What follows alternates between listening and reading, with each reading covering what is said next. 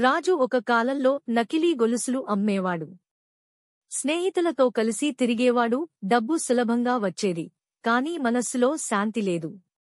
ఒకరోజు అతను మారిపోయాడు. స్మార్ట్ ఇండియా సంస్థ స్థాపించాడు.